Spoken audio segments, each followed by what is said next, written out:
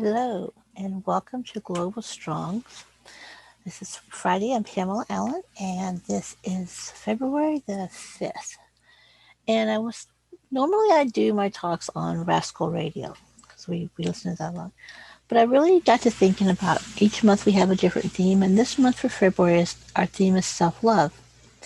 So I got to thinking about that and exactly how that affects people, or more how the lack of that affects people. So today I want to talk to you about self-love and what that really means, and how you can, if you don't have self-love, if you don't really have that, it don't really resonate with you, how you can connect with that for yourself. Because the important thing to remember is that until you can love yourself, you really can't love anybody else, right? um, and self-love includes respecting yourself. So that means setting boundaries for yourself. It means accepting yourself for who you are. And that doesn't mean we have to like everything about ourselves, but the things that we don't like about ourselves, then it's like, okay, can you change that about you? If you don't like your weight, can you do something to change it? If you don't like the fact that you're shy, can you push yourself to step outside of your comfort zone a little bit? There are some things that are personality traits that they are who you are, but that doesn't mean that you can't learn different skills. But the biggest thing about self love, I feel for myself, and something I learned a long time ago, is self love is about taking care of me. And sometimes self love means being selfish. Because if you're not taking care of you, you're really not going to be able to take care of anybody else, right? It's kind of like that old adage, you've heard the example before. If you're in the plane and they say the plane's going to crash, if the oxygen mask comes down, you put yours on first before you put it on the same anybody else, your child or an elderly parent, whatever. It's the same thing with self-love. If you're not taking care of you, if you're not doing the self-care for you, if you're not loving yourself, there's no energy left for someone else. So self-love is about realizing, what are your hopes and dreams? Are you looking at those? What are you doing to move forward towards those? Is there something that you really, really are passionate about? If you don't know what you're passionate about, is there something you can do to find out? Is there a book you can read? Is there a group you could connect with? That's one of the things we love about Global Storm is we look at, what is your self-love? What is your why? What is your purpose? What is? And we actually have a 7 why exercise that kind of helps you drill down on that to figure out, what is that? What are you about?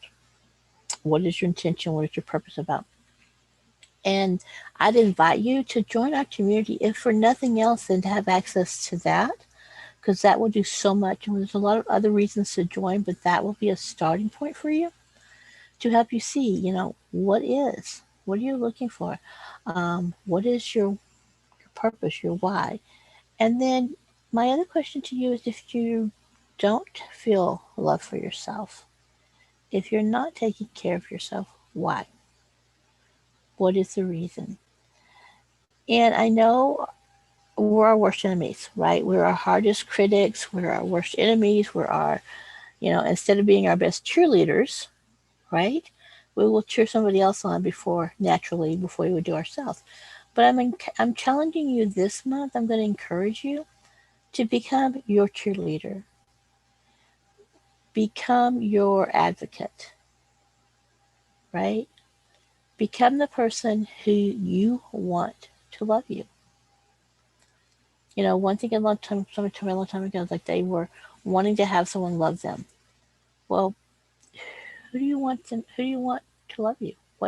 What are the characteristics or traits that you want that person to have? And then look at yourself. Do you have those traits? If that person came into your life right now, would they find you as being that person they're drawn to? So if those traits are not ones you have, it doesn't mean you can't develop them. It just means you may have to work at it. You may have to step out of your comfort zone.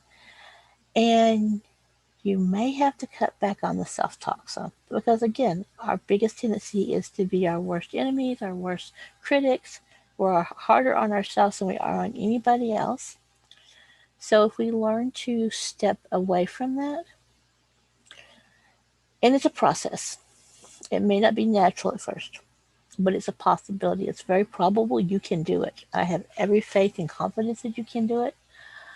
And I will tell you that until you start doing it, it doesn't really matter what other people are saying to you.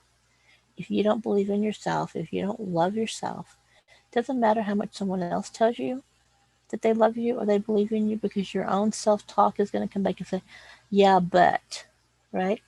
So I just encourage you to get rid of that. Get rid of that yeah, but attitude, or that voice in your head, or whatever that is for you, or that someone else's voice. And just look at, what is your strengths? What are the wonderful pieces about you? What is it that makes you genuinely you that nobody else is? Because there's only one you, and you're amazing and wonderful and such a great person. So look at those. What is it? Make a list if you need to. One of the things that someone had told me to do years ago, and I started doing it, and I would encourage you guys to do, is get a journal, any kind of book, 3-ring binder book, whatever you want that has pages in you can write in, and make that your confidence book, your value book, and just start putting on there things that people have said about you that are positive, right? And if you can remember when it was said, who said it, what was said, and at first it may be difficult, but as you keep doing it, after a while, you'll start remembering something that was said years ago.